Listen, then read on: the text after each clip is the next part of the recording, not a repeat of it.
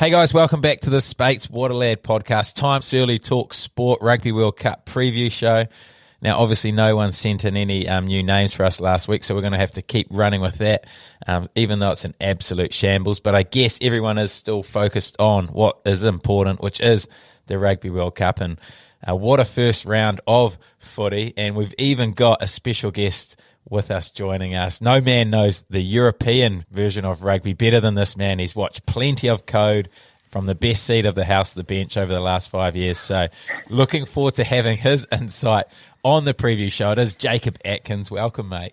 Hey, thanks for having me on, Jim. Yeah, mate, you don't learn like the game anything like being mic'd up on the touchline to the coaches. You hear all the good conversations, you run a tee decent. But thanks for having me on, boys. It's I had to listen to the preview last week, and geez, Jim, I think you must have just asked me to come on this to have someone to disagree with, because both you boys are predicting the same, singing off the same hymn sheet. So hopefully I can offer a different opinion. Exactly, mate. That's exactly why you're on, to give us a bit of reality. We're probably a little bit Southern Hemisphere heavy on the show. That's probably where we spend a lot of our time watching our codes. So I'm looking forward to having your insight and a few disagreements. Although this week's, it's hard to disagree on too many, but we might find one or two. But, of course, as always, everyone will know who else is on the show. It's, of course, Searley Talk Sports, the most iconic voice in New Zealand. He's back on, coming from Greece after watching the first round in France. He's over in Greece now, just living the absolute dream. How are you, lad? Yeah, good, mate. Can't complain. Sun's out, slowly getting rid of the old winter sock tan as well, which has been a real bonus. So by the time I get back to New Zealand, I'll be able to rock the jandals without copping a bit of flack from the boys. But yeah, it was a tough shift in Paris. Fair to say the French got one up over us, both on the field and off the field. They certainly let me know about it, so it was good to escape, get over to Greece and just kind of recoup before heading back over to watch some All Black wins. Yeah, what was it like? What was the atmosphere like in the mix? Oh, it was pretty crazy, eh? They're a different level of passionate. I always say Kiwis love their sport, but I think the French are next level, like just crying during the anthem. Every scrum they won, they were just giving it the big ones like they'd won the World Cup, lighting flares, every penalty. Tell you what, great place to be a goal kicker. In New Zealand, you get heckled, but they worship them over there. And then just random, like, outbreaks into the national anthem, just like, just the whole place is quiet and then some bloke will just spark it up. I can't imagine us Kiwis doing that. So, yeah, it was a good taste of a different side of the culture for sure. Mate, it sounds like good stuff. I reckon you would have been starting up some random huckers, surely. Yeah, the haka isn't really my go-to unless I've had a fair few, to be fair. So, which you would have. I kept the huckers away. Maybe if we were on the front foot dominating, then I would have ripped out a couple. But yeah, save that for maybe the big games. Oh, the final with RTS under the sticks. Looking forward to seeing that. Look out. And great news, guys. We have got a new sponsor on for the podcast. It's Mint Undies, the best undies on the planet. Obviously, Jerome Kino's business. So stay tuned with a few giveaways of gift vouchers for Mint Undies on the Waterlad Instagram page. Might be a few competitions or maybe someone who just goes really good at fantasy. But a few will be sent your way. Let me know your address in Greece, Searley, and you can try these things on for yourself, because no doubt you probably need a new pair over there as well. Yeah, a bit of an impromptu photo shoot, poolside in Mykonos, you reckon? We'll see how that goes. Yeah, it could work. Anyway, we'll get into the code. Firstly, Ethan Blackadder's over. It has come true. How good's that? Have you spotted the man over there in the flesh yet? No, but I do wonder if there was a bit of insider trading there, eh? Obviously, you're pretty close with him, so maybe you got the tip before the boys did and you got in on that one, because that is one of the great early crows of all time, and no doubt you'll probably take that one to your grave. I see you've been trumpeting it all over Instagram again, resharing the reel just to let people know where they heard it first, so well played from you, mate. It certainly wasn't insider trader, because even Ethan, I noticed he said it was the last thing he was expecting, so he's a very humble man, but he said it very honestly, and like it sort of proved that he hasn't been listening to enough Waterlad. He hasn't been watching the preview show, so I was a little bit disappointed in him there, because he could have been one step ahead for sure. What do you think about Ethan Blackadder, Jake? Give us an honest opinion from your side of the fence, because you love to bag a Kiwi. This is absolute crook, mate. Hey, Jim, I've known you long enough. There is no way you didn't know something going on. Working in Super Rugby, you're the most crook bloke I've ever met. This is a setup. You're playing with the AB's coaches, playing the long game to build what a lad.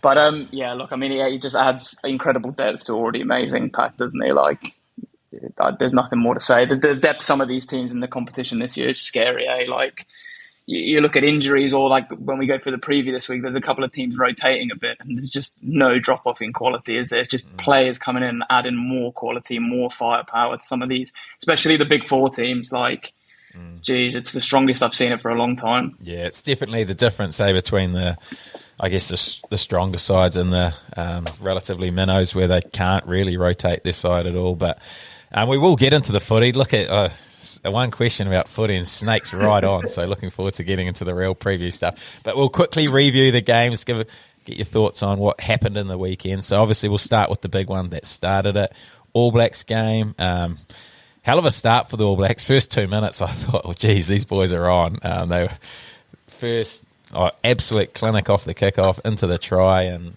yeah, it was all looking pretty good, but that was about the extent of it. What'd you make of the game, Searley? Yeah, obviously, like you said, dream start, but then from there on out, I thought we were kind of outplayed in most aspects. There were still some positives and some real... You could tell the boys were trying hard. There were some real effort areas there where we ticked the boxes, but I think we were just outclassed, and it wasn't just from the starting side, it was the bench as well. I think when the French unleashed their bench, they got a massive another hit of momentum. They were just too good. I think our discipline really hurt us. I think it was 12 penalties to 4. They kicked 5 nudges, we kicked 1. When Ramos has his boot on like that, you just can't give points and opportunities. So that was a real negative. And then the second negative for me was inability to play off back foot ball again. We've gone back to just putting in these dinky little nudges, 50-50 type of chip kicks and kicking away quality possession. I think we need to come up with a better way when we're seeing these rush defences and we aren't getting gain line, a better way to try wrestle momentum back in our favour, because preying on the bounce of a ball isn't going to get you the results against these top 4 sides. Yeah, you mentioned the kicking game there. I think that was basically the difference in the game. The French kicking game was all over ours, and we didn't really get any results from our contestable kicks like you're saying. And Jake, you're obviously kicking game expert. What do you make of the kicking game? The French kicked 44 times. I heard a lot of complaints around people saying the All Blacks kicked too much, but the French actually kicked 44 times, way more than us. And every time we did manage to try and run it back, that was where the French got their points from. So got to be careful with some of this kicking game stuff, but I think the French definitely had a better kicking plan than we did. Yeah, 100%. And like, it's funny you say that, isn't it? So often that's the case where one team will cop a load of stick online or on the comms from kicking more, and then you actually look at the stats and it's actually the other team that's kicked better. It's just people notice kicks more when they're shit aimless kicks. Yeah. Exactly like you mentioned. Those are the ones that stick in people's memory. People don't remember good territorial kicks to get teams out of trouble or to find space and generate momentum. And then, like you mentioned, the big one for me, boys, was discipline. Like, the penalty count difference is too big in a tight test match like that. And I don't think I've ever seen anyone strike a cleaner ball than Ramos does. Like even the best kickers of all time, you see a slight right to left or a slight left to right. That guy throws it like a dart. Like, you just, anything in your half, you cannot give him a chance to get into the game. So, for me, I felt they let France off the hook a little bit too often, And then the penalty count. You give them 12 penalties, he's going to kick 6 of them. Where do you see France in the overall scheme of things? Obviously, a good start for them, but South Africa, Ireland looked pretty good as well. There's England, mate, going up in 3s. For me, and it's easier to sit here, obviously wasn't on last week or the week before to say it after a good French result, but for me, coming into this tournament, France were the clear favourites. I think for the last couple of years in Europe, France and Ireland have just been going at each other in domestically, in the European competition, the big French clubs and the big Irish clubs, and then in the Six Nations. And just over the last 18 months, I think that I've seen those two teams push each other to a level that Northern Hemisphere teams probably haven't been at, maybe since, well, in my lifetime. But for me, France, unless they meet Ireland in this tournament, I can't see anyone who beats France. Wow. I think Ireland have their number, but I can't.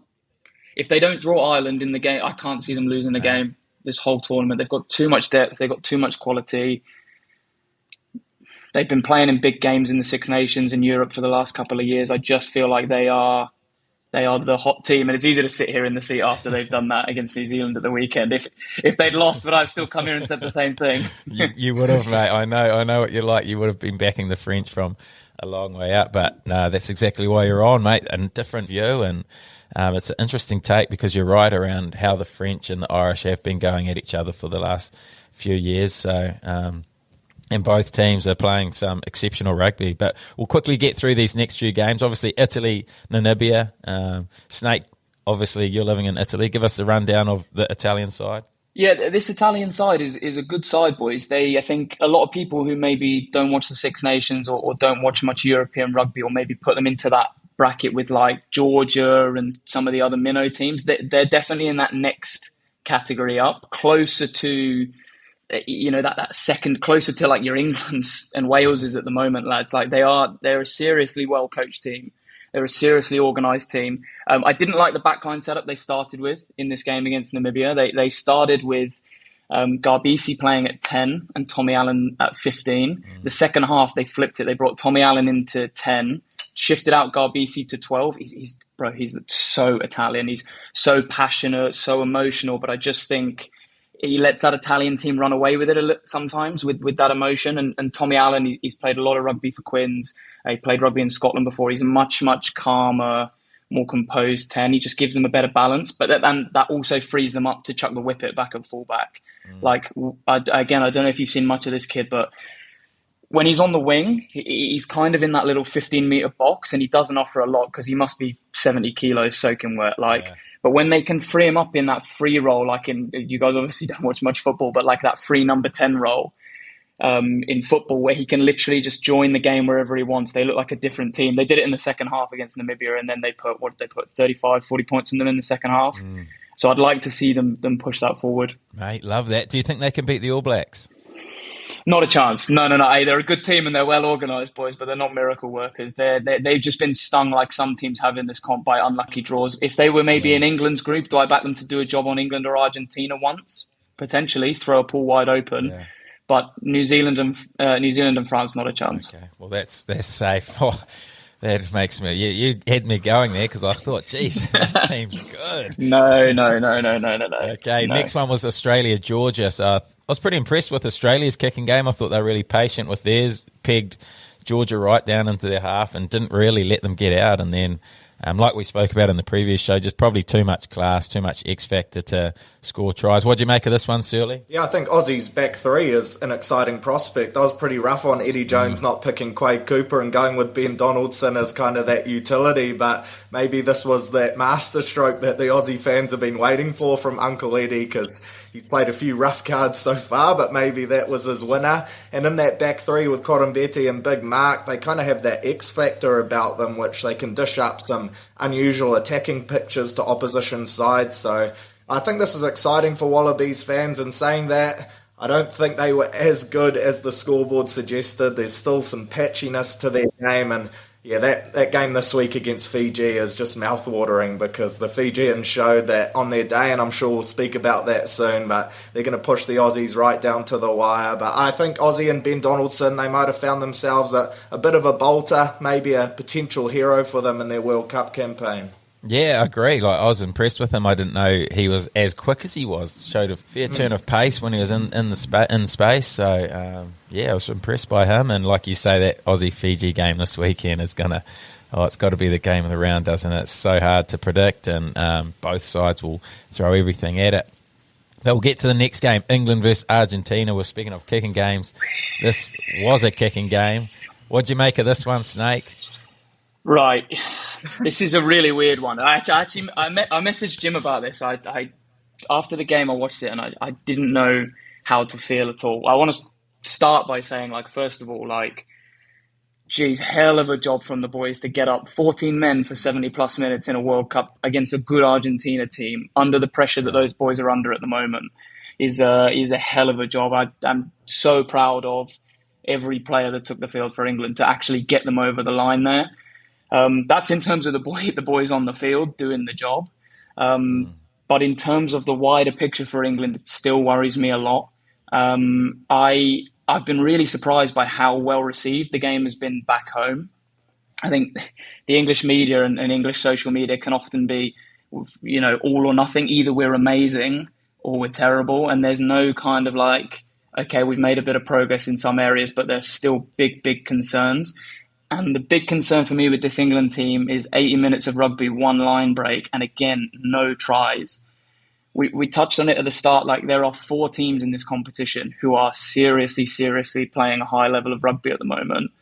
And all of those teams, no matter how well you defend over 80 minutes, are going to score 2 tries. You can defend as well as you want.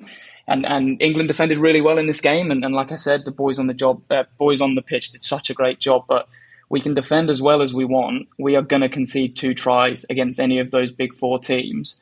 They've got great kickers. So straight away, you're looking at 14 points. You add 2 penalties on top of that. That's 20 points. So we're asking, if we're not going to score tries, we're asking George Ford to kick, 9 goals to win us a game of rugby? He can do it. Well, mate, if he keeps hitting 3 drop goals and finishes the rest off the tee, then geez, fair play to him. But England win this game for 3 reasons for me. Is 1, Argentina, incredibly disappointing. They were, for me, the big disappointment of the round. I think agree. Maybe a slightly new experience for them, coming in potentially to a group in the World Cup as a favourite, and with the favourable draw, potentially looking at like a they've obviously been to semi-finals before, but a favourable run to a semi-final. It looked like they were scared to me. They look really low on confidence, and we've all been in that situation on the field where you don't know whether to stick or twist. And I think they got themselves in that little situation a few times against 14-men England.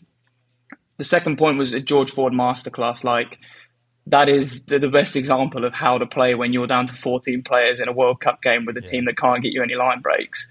This is the best performance I've ever seen him have in terms of the situation and then the context of the game.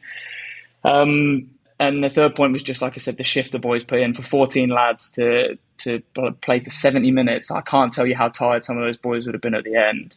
But that's why England win the game. And I still have serious concerns about the team moving forward in terms of the sort of lack of any kind of creativity potential in attack. They just I haven't seen them offer anything that gets me excited. And again, no tries. Yeah. No tries. Right. It is interesting, and it's a fascinating insight, because I do think that was definitely a masterclass on how to play with 14 men. Like, they didn't have to overplay, but like you say, that's not just been a one-off. That's been what they've been doing every week for the last sort of few years. So it'll be interesting to see whether they adapt this weekend, playing against Japan. Very different style, so it'll be a good one to watch. But great win for them. I wasn't picking them to beat Argentina, but like you say, really disappointed with the way Argentina played, especially against a 14-men English side. I just wasn't quite sure what their plan was there. So, it's going to be tough for them now. But we'll get to the next one, Japan versus Chile. Nothing really changed for me in this one. Got to see a few Chilean players in the flesh playing on live TV, which was good to see. Some of them can play, eh? What do you make of this one, Searley? Yeah, it was an interesting game. I think the scoreboard flattered Japan towards the end. I thought Chile were actually a lot better than what I expected, so great. well done to them. It's just so cool to see them in the World Cup. Clearly they're loving the experience, and they're a lot better of a football side than I expected. So I thought it was quite a positive kind of debut for them.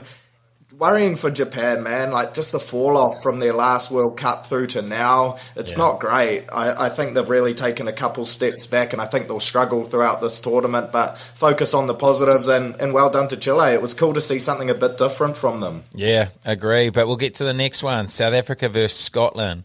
Now, South Africa just sort of strangled them in typical South Africa fashion. What do you make of this game, Snakey?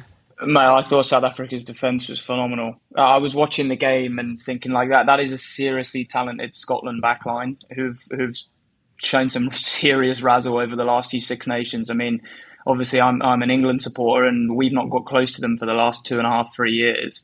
And that South Africa team shut them down. Like, I was watching the game trying to think how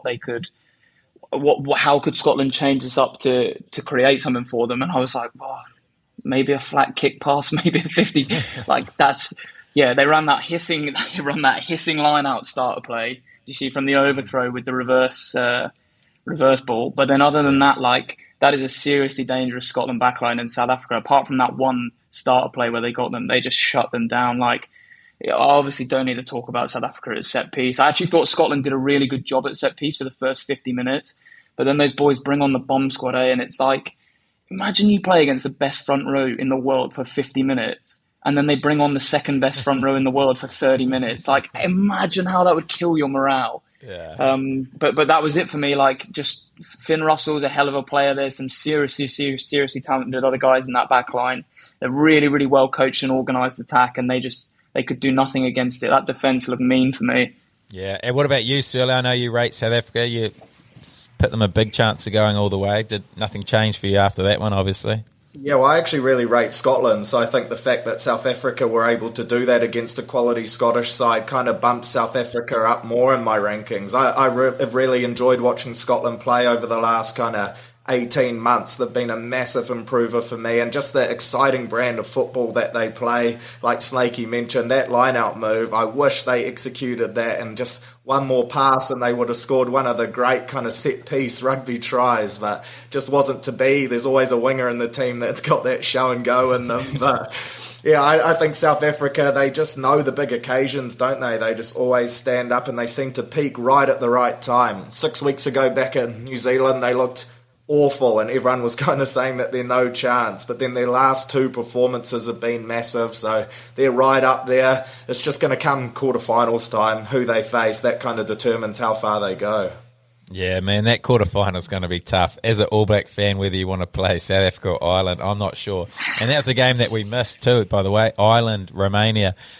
Not many surprises there, massive score from Ireland, who put out a strong squad and were just far too clinical. But good to see Johnny Sexton back out there running amok, as he does. So did anyone change your opinion on Ireland or Romania from that game? Nah, not at all. It's a dream start for Ireland, isn't it? Similar to what I mentioned about Argentina the other day. Like, when you come into a World Cup as the number one ranked team in the world, and they'll be expecting a lot more from themselves than previous years. Like, at home in Europe, this is definitely seen as like a golden generation of Irish rugby. And I'm sure a lot of those guys in that camp probably feel like it's now or never for them.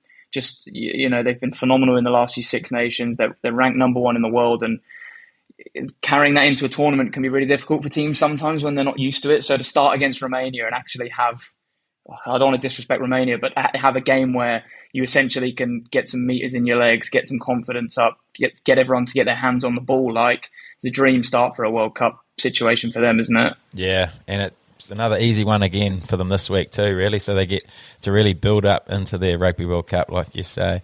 But the last game was the game of the round for me, Wales versus Fiji. Loved watching this one. Fiji throw everything. Man, I love watching that side play. But Wales just hung on at the end there, and what could have been if Radradra caught that, they weren't stopping him. So small moments decide these games, these close games, and there's definitely one of those games where it was decided by small moments, and then when a game's decided by small moments, everyone chooses the one man in the middle that it's his fault. So what did you make of this game, Snake? In terms of Wales, like, again, I don't know how much media coverage you guys will get on context for Wales. Like, this is a huge win for them with the last 18 months considered. Similar to England, there is serious, like, well-reported domestic issues in terms of the infrastructure and funding in Welsh rugby at the moment. You obviously saw a load of very, very high-profile Wales players retire, like, weeks out from the World Cup. There's a lot of guys going off to France, a lot of guys, leaving the country. With all those things considered and how poor they've been for the last 18 months, like, this was a massive game for those lads. And to make the quarterfinals at this World Cup on that backdrop of the last 18 months for them would be a huge success. And I was really impressed with them, Like, geez, I looked at some of the stats afterwards. They made 230 tackles to Fiji's 80. Yeah, that's like, huge, that is a hell of a shift from those lads. And look, they weren't pretty to watch at times, and they certainly got lucky with some calls and maybe a bit of sort of like lack of accuracy at times from Fiji. And I think they really did miss having their regular guy at 10.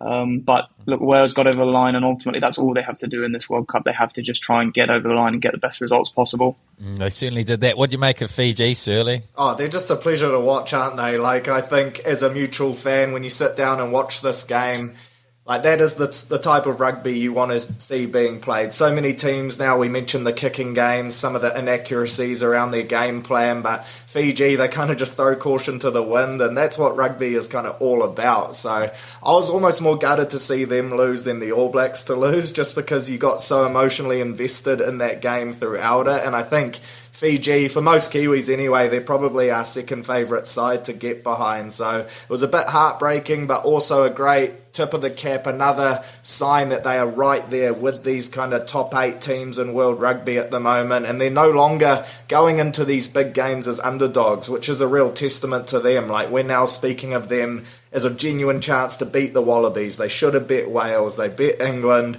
Like, the fact that we're talking about Fiji in that type of status is pretty crazy. When you wind back maybe 2 years ago, they were a side that would come to New Zealand and would put 50 on them, whereas now you'd be a bit nervous taking them on. Yeah, you're right. And like we spoke about last week, I think the Drua have had a big say in that, so it's awesome to see that sort of reflect into the international game. But just before we get into the preview, I'll quickly review my fantasy side, and if any of you guys want to review your one, just jump in. But my side was tracking okay up until the Japan game. Absolute costly game for me. Had Himeno late withdrawn. Obviously, it was a 1 a.m. kickoff, so I had no chance to sub him out last minute. Absolutely gutted there. He got 0 points. And my late change in the centres, I brought in old Dylan, the 13, who is an absolute gun in the top league over there, and he ended up with a -1 points from a yellow card slap down. So that was super costly for me, just when I was looking all right to get quite a big score. Those two absolutely break me, because the guys I took out was the other Japanese centre and Michael Leach, who ended up combining for 87 points. So that is 87 points that should be on my tally, but that's the part of the game we love. Also, no tries for J-Lo. I spoke about him getting sort of 2 or 3, and as my captain, I was expecting a lot more from him, but he did rack up some stats. He got a lot of tackle breaks, line breaks, run meters, so he still picked up a relatively good score, so I wasn't too upset there. And the only thing that made me feel better about my week was that my brother captained Dylan at 13, so he picked up a whopping -2 from his captain. So a huge week for him. Made me feel a lot better about my round. But the biggest letdown from the game so far has been that you can't actually track other players' scores live, so you can only see everyone else's score at the end, which is pretty disappointing. When you're watching the game live, you can only really see the guys that you've got, so that would be a nice addition for World Rugby if they could add that in before the end of the World Cup. And other than that, pass score, I think. I was expecting the scores to sort of be 50 points would be a pass, but I think it's a lot lower than that. Guys are picking up a lot less points than I thought they would. I think 30 is a sort of pass mark, and if you've got your captain, you'll be wanting around 50 is probably your pass. How'd you guys go in your fantasy first round? Well, I forgot to submit my team completely, so... Mate, that was the first rule of the Waterlad preview show. Yeah, look, it's tough being overseas, on tour. You often get distracted by other things. So, fair to say this week I'll be looking to lock it down, but I've probably lost touch with the front of the pack, so it's all about pride for me now. Yeah. What about you, Snake? You would have George Ford. Yeah, this is a great section for the podcast. I'm not on it. I'm not on it because I'm already in too many high stakes fantasy sports league. One of them is full of absolute crook blokes like Blair Cowan, and it's taken very seriously. So that takes up too much of my time to commit. Although, Jimmy, you moaning about the time difference, mate. If you've got my e-bank details and you need me to make evening changes for you over here, mate, just shoot it my way. Okay, done. Okay, we'll get into the preview anyway, even though you don't play fantasy. This week is a great week for fantasy because it is all pretty one-sided games, barring 2, I think. So there could be a lot of points on the line if you're playing fantasy rugby or players to watch anyway. But we'll go through the games. First game is obviously France-Uruguay. Wholesale changes for France. Snake, any insight to these French players? Anyone to look out for? Yeah, absolutely, mate. I've got one lad, and he is absolute razzle. Anton Hastoy, the 10 that they brought in this week. I think you guys might not have seen a huge amount of him, but the fact that he's third choice 10 coming into this World Cup for France says more about French rugby's depth than it does about him. He is a serious player. He was the 10 for La Rochelle this year. Took them to a European Cup final. Obviously, he's been working with Ronan O'Gara, so there's that massive sort of Crusaders influence that comes through Rog, and massive focus on quick ball, that keep ball alive mentality La Rochelle play with, and this guy just embodies that. He's triple threat, run, pass, kick. He's skills deluxe, and for me, against a Uruguay team this week, French, like you said, have obviously rotated, but they don't drop any quality. And if there's one thing guaranteed this weekend, it's that he's going to get quick ball, front football, and like I said, this guy is Razzle lad. So for me, he's an easy pick for this game. Mate, that is a good shout. I didn't know much about him. I knew he'd obviously played for La Rochelle, but that's a great shout, and looking forward to seeing him out there, and probably a good option for fantasy players, but he won't be in my fantasy team at 10 because there's only one man I want at my 10 jersey this week, and it's in this next game. It's All Blacks versus Namibia. D-Mac, the fantasy guru. He has been ever since he started his career. His game has revolved around fantasy. He's got tackle breaks in him. He's running meters, try assists, tries. The absolute fantasy king. So I'm looking to see him rack up a huge score against Namibia. And I'm looking to even triple captain him. I'm going to use my big power play this week on him. He'll be goal kicking. I think he'll move to fullback late, potentially, when Richie comes on, hopefully, or else be a few points wasted there. But who are you looking forward to seeing out there in this All Black team? Searley, they've obviously rung the changes as well. Yeah, I'm looking forward to seeing Cam Roygaard go about his work. I thought we could have really done with him off the bench last week. His impact against South Africa, he was probably the main positive from that game where we got pumped. So I'm looking forward to seeing that Cam and D-Mac combo. Maybe that's a bit of a nod to 2024 and how we could move forward as an All Black side with the 9-10 duo. And then also Lester Whainganuku. I think he's going to have a massive game on the weekend. On the wing, I think the Namibians are really going to struggle to handle him. So line breaks and tries galore. He'll be another one that I reckon you should chuck in your fantasy team. And I'll chuck him in if I remember too, mate. Mate, you're a step ahead of me. I've got him lined up into my team as well. Like you said, he's got the fantasy game in him. I'm expecting a big score from him as well. Next game is Samoa, Chile. Snake, what do you know about these Chileans that we don't? Oh, the team of What a Lad. Jeez, I loved that. I loved watching them last week, boys. That Japan game, for the first 40 minutes, I absolutely loved it, man. It was like professional full-contact Con games. The boys were just going at each other. It was great to watch. Like we said in the review, I was impressed, man. There's some seriously good runners and some smart footballers. They really struggled at set-piece time against Japan. Like maul-wise, scrum-wise, they got absolutely filled in. And then I feel like it's going to be another step up again for them this week. And it's going to be really tough for them to get in the game if their set piece is going like that. But the one I picked to watch was the fullback Ayarza. Sorry for any of the Chilean What a Lad listeners if my pronunciation's bad. I've not touched up on my Chilean in a long time. But really, really good player. He looked against Japan. Seriously balanced runner. Love that goosey to the outside and the big left arm fend. Look really, really, really difficult. One of those guys look really, really difficult to tackle. Like he's all elbows and knees when he runs. So maybe he's cheap. Maybe an outside fantasy shout for some meters and maybe a score. Yeah, nice option. I like that. He did look very classy, didn't he? One of my new favourites as well. But first look at Samoa for us. Obviously the bye of the first round. Looking forward to seeing this team out there. They've named a very good squad. A lot of ex-All Blacks like the Lima, Kiwis like Ben Lamb and stuff adding to the mix. I think they've got a really powerful squad.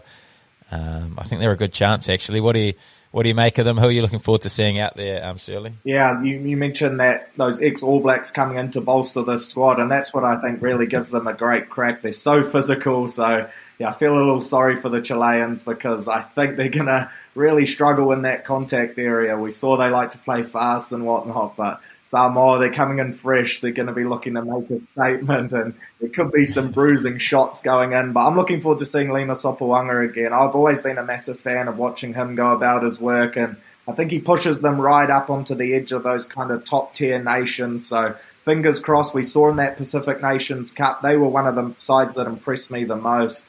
So they'll be looking for a big campaign, and no doubt they're eyeing up some of those top sides in their pool and thinking we could be in with a real shot here. I think we mentioned in that first week, England-Samoa, that last game to finish, there could be a fair bit riding on that. Yeah, well, the way Argentina played in the weekend, you'd almost be backing Samoa to be beating them on that performance. So, yeah, it's an interesting pool, that one. Looking forward to following that one. Next game is Wales versus Portugal. So I don't know much about Portugal. You probably do, Snake, and I know you certainly know a lot about Wales. So looking forward to your preview here. Yeah, for sure. Look, like I said, I don't know anything about Portugal, boys. Sometimes being closer to a country just doesn't help you enough. I got nothing for Portugal, but I was so surprised and so happy to see the way Chile played. I mean, the result was a bit disappointing, but the way they played, so I'm hoping for similar from Portugal. These teams have turned up and showed that they know what they're doing, and they can be competitive at least for a half. I think these sides all struggle when the bench comes on in the second half and you get world-class fresh players coming on against you. My one to watch, Jimmy, is our dear friend this week and former member of your London gambling syndicate, Johnny Williams, comes into the midfield for his first start. Against a team where I anticipate Wales are going to be getting quality set-piece ball and quick ball, makes Johnny a serious threat in midfield. The guy can do it all. He's got an awesome offload game. He's got the longest arms I've ever seen on a man, and if he gets those through contact and gets them free to Louis Rees-Zammit's in behind the Portuguese line, I can see him picking up a few assists. He's a fantastic ball carrier. He's going to get him gain line, guaranteed. And he's a better ball player than people give him credit for as well, don't you think, Jim? He sees space well, he distributes well. So for me, him coming into a midfield with quick ball and some set-piece dominance, I think he's an easy picker in the midfield to be the one to watch. Geez, that is a good shout. He wasn't in my team, but I think I might have to reassess because you're right, against that Portugal side, he will be all over them with his guaranteed gain line that he always gets. But there'll only be one person cheering him home more than me, and that'll be Adrian, his financial advisor. Best in the business. Best in the business. He'll be looking forward to that. But yeah, I've gone for Rees-Zammit. He's in my team. I think he's one of the players this weekend who's going to be on the end of that back line and have an absolute fielder. He is so fast, isn't he? He must be the fastest man in the game, I reckon. He'd certainly be up there. Maybe some bias. I think Henry Arundel's the fastest player I've ever seen in my life, but England won't pick him, so it doesn't matter. Mate, Rees-Zammit's my other pick. I went for Johnny, obviously, because there's a bit of love there as well. But I do think he'll be a serious pick, and you might be able to get him on the cheap because he didn't play last week. But Rees-Zammit has got to be looking at a hat-trick against Portugal with his gas, doesn't he? Yeah. I don't want to give him the James Lowe treatment you gave last week, but hat-trick guaranteed. Triple captain. Everyone triple captain him now. There we go. Okay, next game is Ireland-Tonga. Now, this will be a bit more interesting. First look at Tonga. A little bit like Samoa, they've brought in some ex-All Blacks and a few Kiwis to sort of strengthen up their squad. What do you make of their side, Searley? Yeah, I think, again, we mentioned it kind of in that first week of the preview. I was quite disappointed with their performances in that Pacific Nations Cup just because of how stacked they are on paper. There's so many big names, especially in that back line. Fekitoa, Pulu, Charles Piatel, George Mawala, who, of course, unfortunately won't be in this one, but you just straight away expect them to be right up there with the top teams. So hopefully, I think they're one of those sides that the more time they spend together, the better they will get. So now they've kind of had a couple months as a unit and they've kind of built a bit of a culture. So I expect them to be a whole lot better than what we saw at the start. Will they push Ireland? I don't think so. I still think Ireland will get them in that kind of 20 to 30 point mark, but I do expect it to be quite bruising. And it's one of those games for Ireland where you're just hoping you don't come out of it with some injuries because Tonga are going to want to bring the physicality. So Ireland almost have more to lose than they have to gain. Yeah, do you agree with that, Snake? You picking that sort of score from the Irish? Yeah, absolutely. I've got Ireland by 25 down here, so I've split the difference on you there, Searley. But sorry, I came on to disagree with people. Sorry. I completely agree with everything you said. Geez, Tonga looks so stacked, don't they? That if you look at the individual players in the lineup, my only concern with them this week is Ireland are such a well-organised and well-coached team. I think in terms of pure coaching and organisation, they're one of the strongest teams I've ever seen. And they absolutely thrive on guys trying to do things by themselves and coming out to find solutions. And it only takes one or two of those Tongan lads to come try and tee off on Sexton or make a big hit out the line. And that Irish team, 1 to 15, they have such clarity on their shape. They all understand the shape. They all understand what they're trying to achieve. and someone will jump out the line to hit Sexton, and Tag Furlong will put someone through a hole on a short line, or 1 to 15 they have that ability at the line. So I think while Tonga have a very, very strong squad, and I also anticipate probably some injuries, these are the kind of games that if you go up a few points against them, you don't come out unscathed. But it's just a really bad matchup for Tonga. Like, the reason I picked Ireland to be the one team that can beat France is because they thrive on guys being super aggressive against them and trying to do their own thing. And if any of the Tongan boys try to jump out the line or go for some massive hits, then they could end up under their own sticks. Yeah, that's a good point, because I agree with you. I think Ireland are the most sort of in sync side at the World Cup. Like, they obviously play together a lot throughout the year with Leinster, majority of them in Leinster, and then add in a few different players from other sides, but they jump straight into the game plan of what they're trying to do, and they're all so in sync. So I love watching Ireland play, and I do give them a real good shout of going the whole way. So it's going to be a good game. Next game is South Africa versus Romania. South Africa look sharp. They'll rotate their squad, I'd imagine, or they have rotated their squad. So what do you make of their side? Who are we looking out for, Searley? I noticed they've named 4 halfbacks in the 23. So, look, I'm all for creativity. That's what it's all about. They've cut out all 4, so straight away. Yeah, they've gone from 7-2 to the opposite end. 7-1, sorry, 7-1. We like unorthodox here at Waterlad. So I've never seen it. 4 halfbacks in a squad, and I'm looking forward to it. She's probably a world first. So, yeah, it's going to be a different look South Africa team, I think. And Pimpy's the guy that I've highlighted just because I think he could have a day on the wing. He's a weapon anyway, but up against the weakened Romania side, I think he'd be in for a couple tries as well. I'm not saying triple captain. I'm not that bold. I don't want those DMs spraying me. But, yeah, South Africa will still be too strong, but they've clearly seen it as a week to maybe rest some of those frontline players and get some Ks in the legs, like Snakey mentioned before, against some of these potentially lesser teams, because the World Cup's so long and it's all about rotation. You need to peak at the right time. And again, this is another of those games where you could just have an injury that you really don't need. I didn't notice they had 4 nines in the squad. So how's that work? They've got 1 starting and 3 on the bench. I think 2 starting, 2 on the bench. Jeez, Razzie just loves to rattle people, doesn't he? Absolutely lives for it. Oh, even those signals, that's elite. Oh, mate, they mean 100%. They mean nothing. 100%. He's just fucking with people on Twitter. It's so good. Bloke loves it. He'll have a new burner account by the end of the week, winding people up. The rubber ducky, so good. Can I pick ones to watch at the whole front row? Yes. For a penalty try? Yeah. Like, I can't pick one guy out of that unit, but geez, I touched on it in the review as well. Like, what do they call them? The bomb squad? I can't imagine anything worse than playing against those guys, man. Like, so I don't know how props go in the fantasy league or if you get points for shove overs and stuff, but if you do, geez, stack it with Safa front rowers this week. I can see them getting a few more tries and a shove over. You get points for winning a scrum. I'm not sure. Oh, mate, get them all in. Triple captain.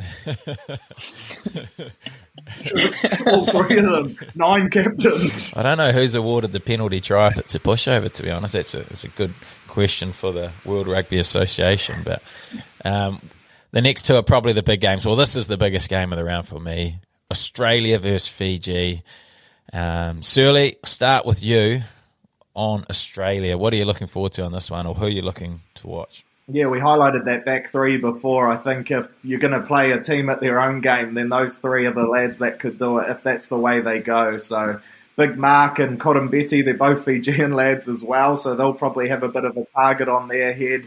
But if Fiji kind of want to play that razzle-dazzle game and turn over a bit of football, then that back 3 can really make them pay. It's going to be a real battle, though, for Aussie. I think they're going to just have to try play that textbook structure like Wales did, play in the right areas, force mistakes, and then live off those because, yeah, Fiji, if they're allowed to play high tempo, offload, get behind gain line, they'll make you pay as well. So hopefully Fiji haven't been too dampened by that disheartening loss because that emotionally would have really taken a toll on them. We saw Big Semi was crying there at full time. So hopefully they've flushed that one and got back up because, yeah, this is an exciting game for me and I genuinely think they're a shot to win this game. What are you going?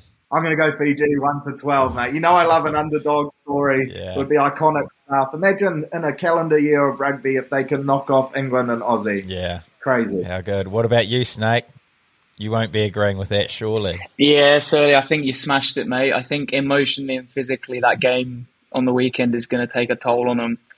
They don't have the same depth that, like we mentioned, with those big four teams. So you would imagine it's going to be the same lineup to front up, on a shortish turnaround against Australia. I've gone Australia by 12 because I think two reasons. One, I worry about that emotional hangover from Fiji, man. They put so much into that game, and to lose it right at the end, those guys love their country so much. They love playing for Fiji so much. I can just see a few of them really struggling to shake it this week and maybe take them 10, 15, 20 minutes to get into this next game against Aussie, which might be too late if what I think could happen is Australia finally click this week. I think I saw glimpses of them against Georgia last week, and Georgia are a better team than people realise, I think. They didn't actually perform that well last week against Oz, but again, they definitely don't fit into that category with Chile and Romania and stuff like that. They are definitely closer towards the Six Nations teams, the bottom end of the Six Nations teams. And I saw enough in that Australia team to think that they could really click. I'd love Fiji to do it, man. Before the tournament, anyone who would listen to me, I was telling Fiji are going to win this group. Fiji are going to win this group. And I'd still love them to go for it, but I just think they're unlucky with the draw that they've had the two games back to back. And that combined with, I think, Australia clicking it together. And I'm not going to go against Eddie Jones in a World Cup, man. His record of teams turning up at World Cups is just unparalleled over 20 years now. So, yeah, Australia by 12. Australia by 12. All right. I find this game so hard. I could see it sort of going both ways, which is obviously the easiest answer. But I think if Australia control the kicking game and like they did against Georgia, I think Fiji will really struggle. They do struggle to exit. When they're camped in their 22, they look to play a lot. So I think they kick the least in the comp.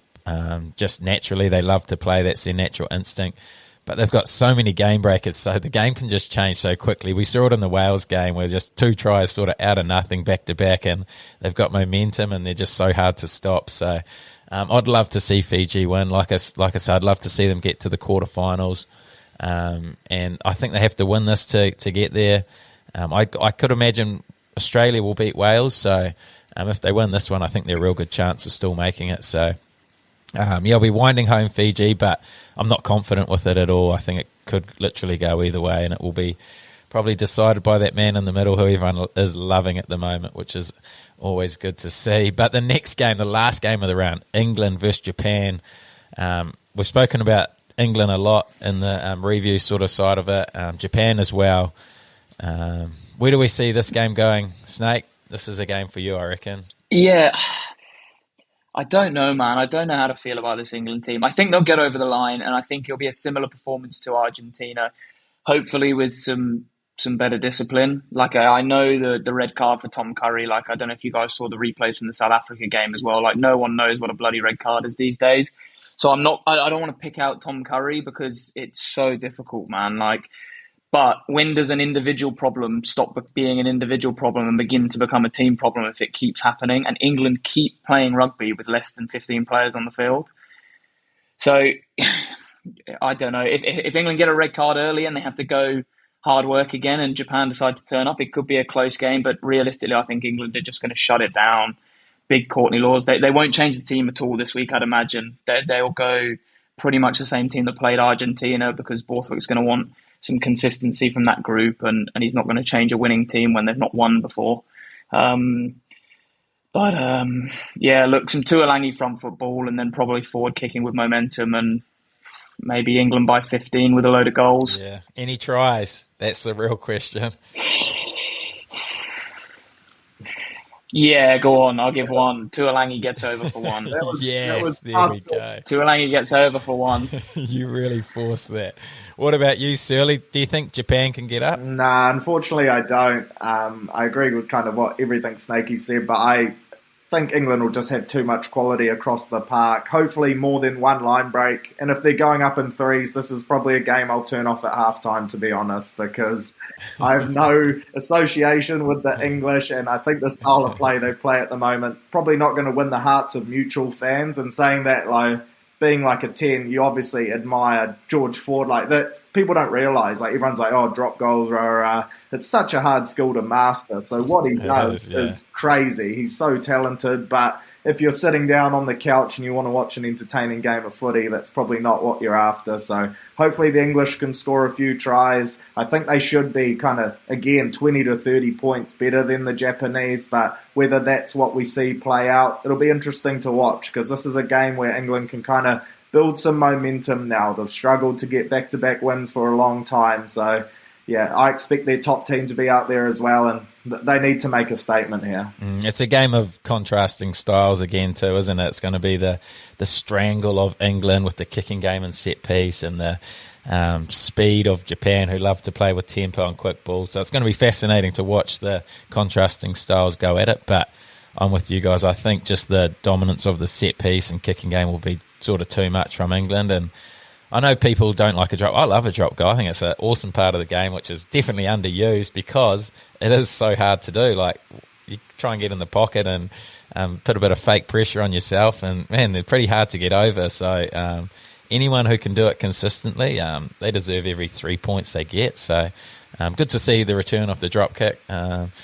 Whether we see a few more. I saw a stat. England, George Ford kicked more drop goals in, 8 minutes than the All Blacks have in the last 4 years. So it sort of goes to show how many the All Blacks kick. It's not in our repertoire, but England definitely, in George Ford's mind, one of the first thoughts when they're not going anywhere, to just get in that pocket and go up in threes, which is fair play. And yeah, I enjoyed seeing a few drop goals. Yeah.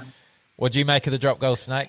Mate, I think it's thinking outside the box. Like, it's seen as a negative thing because it's obviously kicking, and then there's the associated thing with kicking and accumulating a score, and it's not great to watch. But, like, mate, if I was playing 10 for that team, which obviously I'm nowhere near good enough to do. You're not far off, Snake. Like, you're being harsh on yourself. Hang in there, son. But, thanks, boys. But I don't understand how else you'd score points at times. So for me, I'd see it as like no different to like a cross kick or like a tap and go. Like, it is Ford clearly identifying in the week, like, geez, I don't know if we're going to be able to get over the whitewash here, so I'm going to have to find other ways to score points when we lose momentum 40 out. And like Jimmy said, mate, they're hard enough to kick in training by yourself after the session when no one's watching, let alone when you've got 15 Argentinians trying to chew your face off. Like, it's a serious skill, and like it is a bit of a last resort, but it's for me, it's thinking outside the box, and like, he deserves all the plaudits he gets for that because it's clutch and it's such a difficult skill to execute. Yeah, I agree with you there. I like that. It's a very, very good point. Okay, I know you guys aren't playing fantasy, and we've mainly gone through our fantasy guys throughout this preview, but I will get a prediction from you. I want your finalists now. Obviously, the first round's gone, so who are you predicting to be in the final now that we've seen most of the teams? Start with you, Snake. Okay, I'm not 100% sure on how the splits work on the draw. I've tried to work it out, but I can't think ahead of time of where runners-up and pool winners finish. But I think France, South Africa. Like I said, and this is my what a lad caveat, unless they draw Ireland in the quarters or semi, then France go to the final. And I think South Africa walk through potentially whichever side they go through. Okay, nice one. Sorry, boys. Sorry. No, I like that. So do you think Ireland will beat South Africa? Oh, it's a good game. I don't know. It's a really good matchup. I'm sorry, Jim. I don't know. No, that's all right, mate. Ask me the week of the game when there's context and team selection and stuff. I can't tell you now, man. Okay, fair enough, mate. We don't want you making stuff up. We want facts from you. Yeah, so. the What a Lad listeners are serious code heads. I don't want to put anything out there that I don't believe. Fair enough, and I totally agree with that thought. So what about you, Searley? Who are your finalists? Well, my heart is telling me to go with the game we just saw on the weekend, but a flip in results. All Blacks will beat France. It'll be one of the great fairy tale stories, a massive turnaround. The nation will love the boys again, and Fozzie will go out on a high. He'll become Sir Ian Foster, the first bloke to have ever potentially lost his job and then gone on to win the World Cup. In all seriousness, I don't know if I believe that. I think winning the quarterfinal, if we can win that, then we win it from there. But that's going to be the hardest roadblock for the rest of our run home. So we're almost targeting that quarterfinal as the final. But I'd love to see All Blacks France take two when we have Sam Cane, Geordie Barrett, Lomax. That's not an excuse. The French were still way too good, but we still have some cabs to come back and really boost this team and make our 23 a whole lot stronger. So fingers crossed. Blackadder as well. Cannot wait to see that, man. But it's an interesting one. Like we're building to this quarterfinal, but we've played our big game against France, which we've lost, and now we've got Namibia this week. We've got a bye, then we're into Italy, and we've got Uruguay, and then we're straight into a massive quarterfinal, which is basically going to decide where they finish. It will either be against South Africa or Ireland. Don't want to be playing either of those sides in a quarterfinal, to be fair. So, hell of a run. So if they are going to do it, they're going to have to be very, very good, and they're going to have to improve of what we saw on Friday very quickly. Another one I want from your Snake, top try scorer in the comp. I don't think that changed after the weekend, but who's going to finish top try scorer in this Rugby World Cup? Yeah, if I align it with my predictions, then Pinot has to be the top try scorer, I think. Like, the guy just finishes for fun. And on the end of that French team, he's got multiple ways to score. He's not one of those wingers that's like a gas man from distance on intercepts and long distance line breaks, and he's not a close range pick and go finisher or a sort of like high ball cross kick merchant in goal. He does everything. He's got multiple ways to score. I think his support play is fantastic. He's a smart player and a great athlete. So Pinot is the one that stands out to me right now as the obvious pick. I wanted to pick someone who's not a winger, but it's such an easy pick, eh? I tell you what, if Ireland go all the way, then Gibson Park for top try scorer. There's a rogue prediction for you. The guy's support play is unbelievable.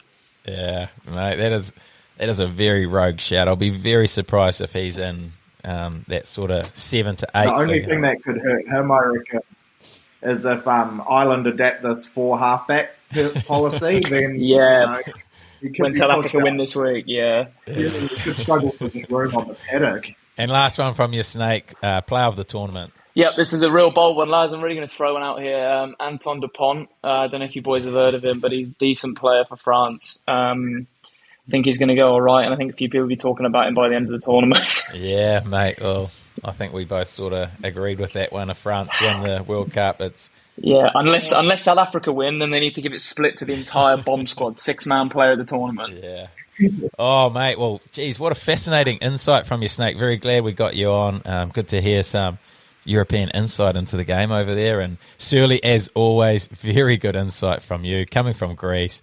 You guys together, what a dream team for the World Lad Preview Show. Appreciate you both coming on. Absolute lads. Thanks for having me on, man. It was really good fun to actually watch the games this week and be sort of invested in having to think about all of them rather than just chucking one in the background while I do the hoovering. I really enjoyed it, man. Man, good stuff. Love your work. Same to you, Searley.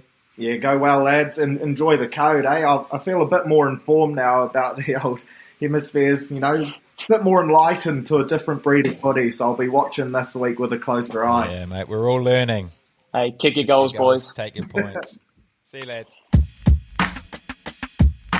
What a lad, what a lad.